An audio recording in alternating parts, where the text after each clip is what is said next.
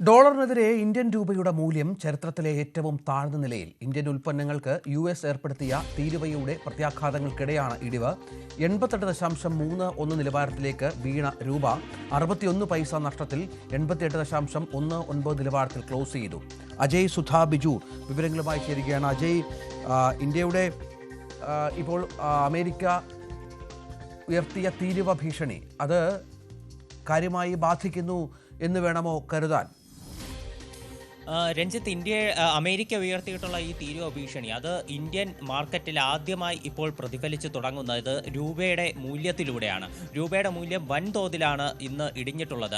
ആദ്യമായിട്ടാണ് ഡോളറിന്റെ മൂല്യം ഇന്ത്യൻ രൂപയുടെ വിപണിയിൽ 88-ന് മുകളിലേക്ക് പോകുന്നത്. ഇതിനു മുൻപേ ഈ വർഷം ഫെബ്രുവരിയിൽ രേഖപ്പെടുത്തിയിരുന്ന 87.95 എന്ന് പറയുന്ന നിലവാരമായിരുന്നു ഡോളറിന്റെ ഏറ്റവും ഉയർന്ന മൂല്യം ഇന്ത്യൻ കണക്കിൽ.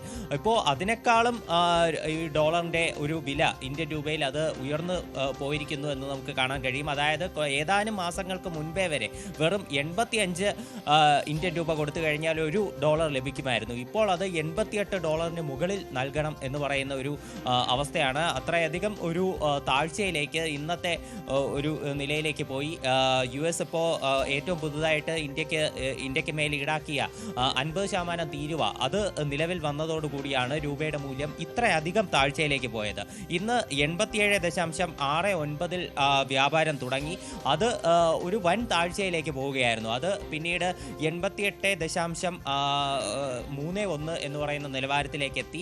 ഇവിടെ നിന്ന് അത് 61 രൂപ നഷ്ടത്തിൽ പിന്നീട് 88.19 എന്ന നിലവാരത്തിലാണ് ഏറ്റവും അവസാനം ക്ലോസ് ചെയ്തത്. ഇന്ത്യൻ രൂപയുടെ മൂല്യം ഇത്രയധികം താഴ്ന്നുകൊണ്ടിരിക്കുന്ന അവസ്ഥയിൽ കുറച്ചെങ്കിലും രക്ഷയായത് റിസർവ് ബാങ്കിന്റെ പ്രവർത്തനങ്ങളാണ്. റിസർവ് ബാങ്ക് വൻതോതിൽ നിക്ഷേപത്തിലുണ്ടായിരുന്ന ഡോളർ വിറ്റഴിക്കുകയും ഇതുവഴിയാണ് ഇന്ത്യൻ രൂപയ്ക്ക് അത് കുറച്ചെങ്കിലും ഒരു നേട്ടം കൈവരിക്കാൻ സാധിച്ചത്. ഇതോടുകൂടി ഈ 88.31 എന്ന് പറയുന്ന നിലവാരത്തിലേക്ക് താഴ്ന്ന ഇന്ത്യൻ രൂപയുടെ നില 88.19 എന്ന നിലയിലേക്ക് കുറച്ചെങ്കിലും ഒന്ന് ഉയരാൻ സാധിച്ചു. എന്തായാലും ഇതാണെങ്കിലും വളരെയധികം താഴ്ന്ന അവസ്ഥയിലാണ്. 87.69 എന്ന നിലവാരത്തിലായിരുന്നു നമ്മൾ ഇന്നത്തെ മാർക്കറ്റ് തുറന്നപ്പോൾ നമ്മൾ വ്യാപാരം തുടങ്ങിയതെങ്കിൽ ഇന്ന് വളരെ താഴ്ന്ന അവസ്ഥയിലാണ് നിൽക്കുന്നത്. ഇതിനെ പഴയതിനേക്കാൾ മെച്ചപ്പെട്ട രീതിയിലേക്ക് കൊണ്ടുവരേണ്ടതുണ്ട്. ഇല്ലെങ്കിൽ ഇതിൻ്റെ പ്രത്യാഘാതങ്ങൾ അത് ദൂരവ്യാപകമായി തന്നെ ഒരുപാട് മേഖലകളെ